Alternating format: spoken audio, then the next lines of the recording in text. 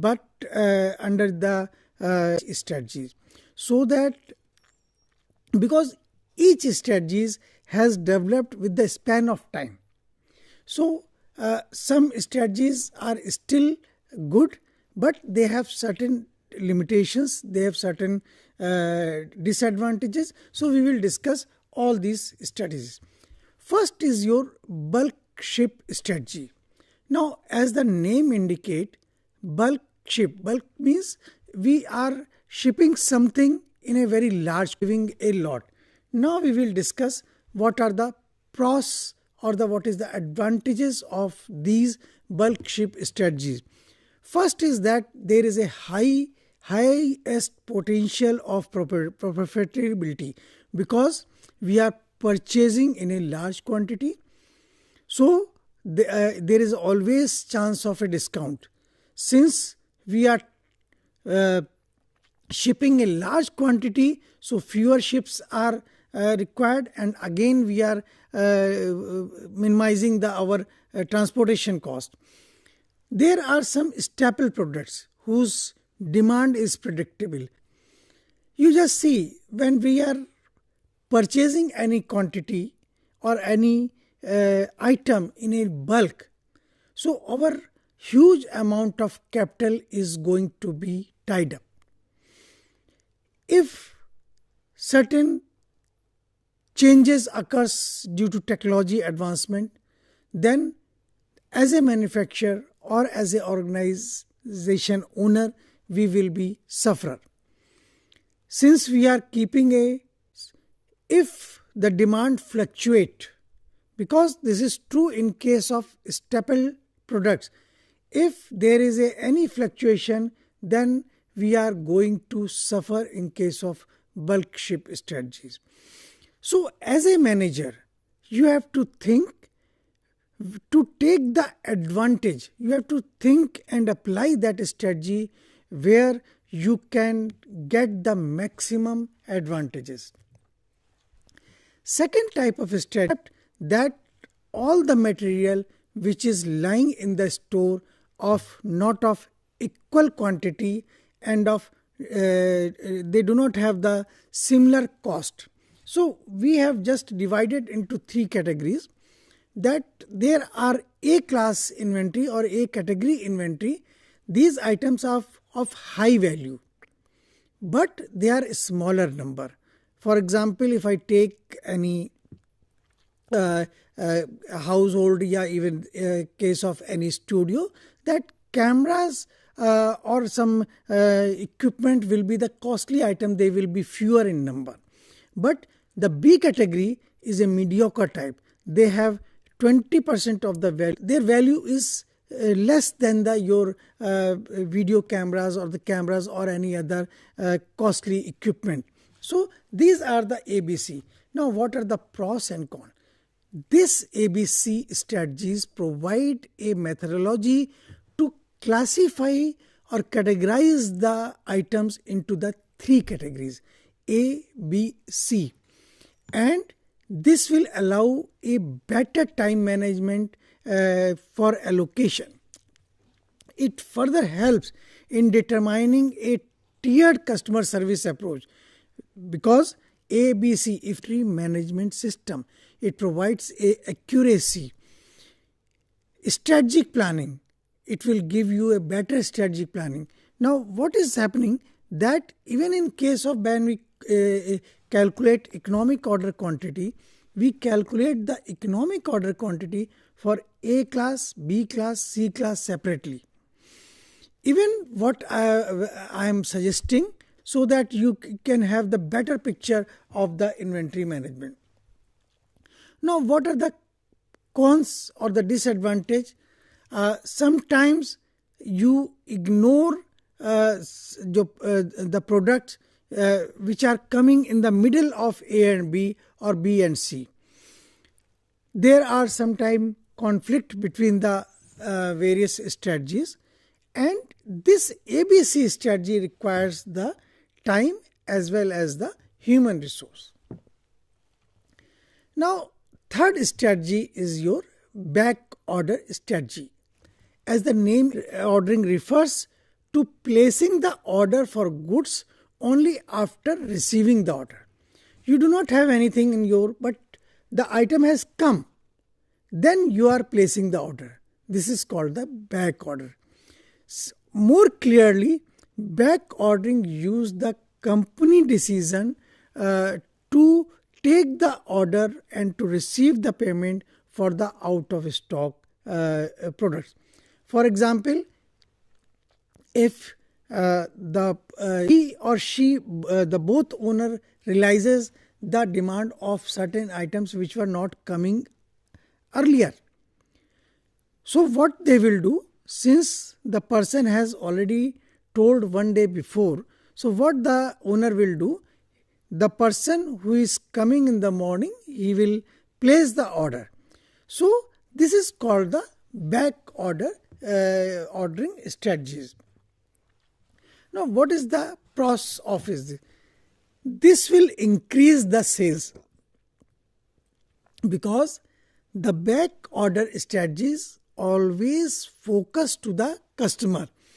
It will increase the cash. You have a more flexibility for a small business, and the holding cost is less because you are not holding anything. Whenever you do not have, then you are placing, or the order times you do not get the item in time, so there is a chances of a customer dissatisfaction. Long fulfillment time. When you place, in case of two other strategies, you know the lead time, but here, since you are placing the order, there are two circumstances when you do not have any item, the item is coming, then you are placing. Second thing, you do not have and the item is not coming and you have the item. Now fourth strategy is very common, that is called the just-in-time strategy. That is, in short, it is called JIT or JIT. This concept is basically developed by the Toyota Motors, by Japanese, but it is now very common. JIT, based on the concept, the inventory, so you have a low inventory holding cost, your cash flow will improve, you have a less chances of dead stock because you are based on the lower side of the inventory. But there are certain cons also, limitations also. Since we are working for the lower inventory or small inventory, there is a chances due to uncertainty out of stock condition. So another type of strategy is the consignment strategy. As the name implies, it is a particular consignment. The strategy is said to be used when a company places its goods in the inventory of its retailer.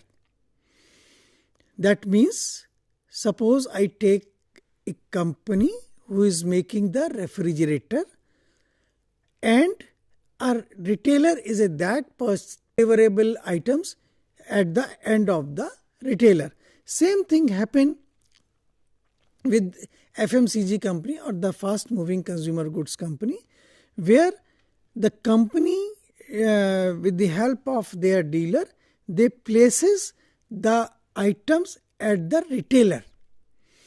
Take the more clearly, the consignment strategies involved that wholesaler who is a type of a dealer or who has a directly contact with the company, place the stock in the hand of retailer.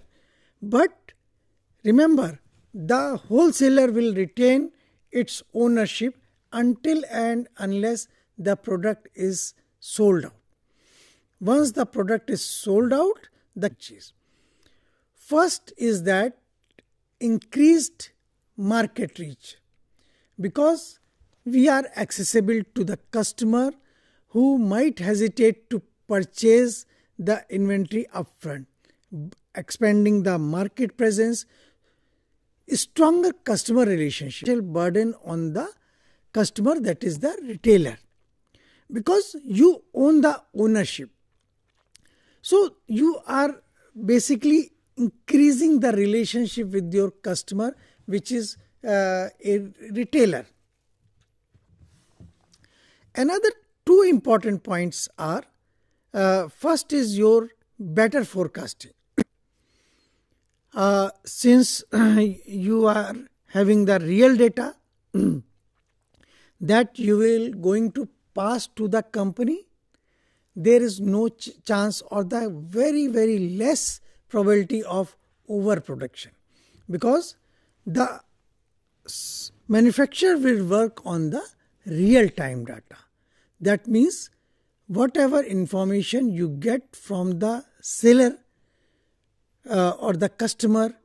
Another pros advantage is that you take the competitive advantage, because nowadays there are several companies for the same type of product. If the customer is coming to the retailer and is not finding the product of your choice of your company, he will simply switch his faithfulness to the other company. So basically, by showing your presence, the presence of your disadvantages, just like there is a financial burden on the wholesaler. Wholesaler risk is also associated with the wholesaler. So one is financial burden, another one is your risk. Another thing is that sometimes it becomes a complex operation. How it becomes a complex operation? Let 50 have been sold, 10 have been broken, and the 40 has to be returned at the salvage value. Salvage value is the value which wholesaler agreed to take in case of unsold item. So basically, this is generating a complexity among the network. Earlier, what was happening is not the headache of the wholesaler. He has passed, he will take the complete price of the whole 100 items. But in case of consignment strategies, the retailer will pay only for those items, or the remaining will be as a salvage value, because revenue recognition. Because what is happening, a wholesaler is getting the revenue when the item is sold. So till then, the wholesaler is not getting any money. Another thing is that there is a dependence on the customer performance. Supplier success is closely tied with the customer. If he is unable to demonstrate that product, the end customer is not going to buy. Customer will buy which he is demonstrating. So it is depending upon the ability of the retailer or the customer, how he display the product. Your Walmart, in a drop shipping, there is a similarity between these two strategies. So first, I will take in case of drop shipping, what happens? The supplier will ship the product directly to the end customer. This is the same example as the e-com company. They will pack and deliver to the end customer. But in case of cross-docking, what is happening?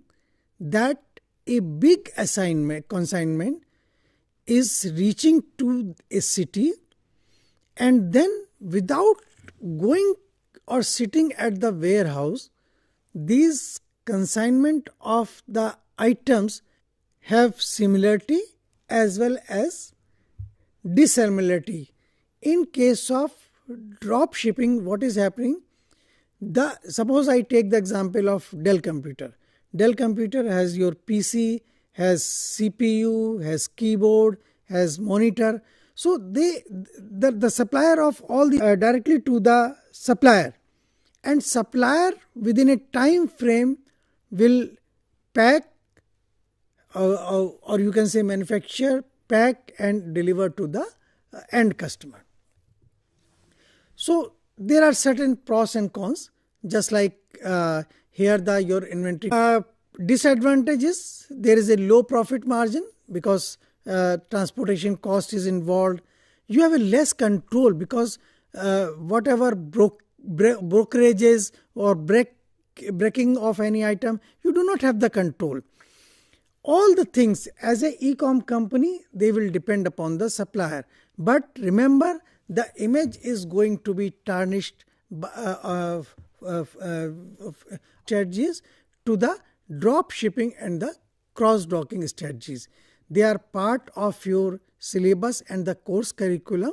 You can search on the website. The various other cases are available for each strategies. So I trust that my session will be helpful you in your further studies. Thank you.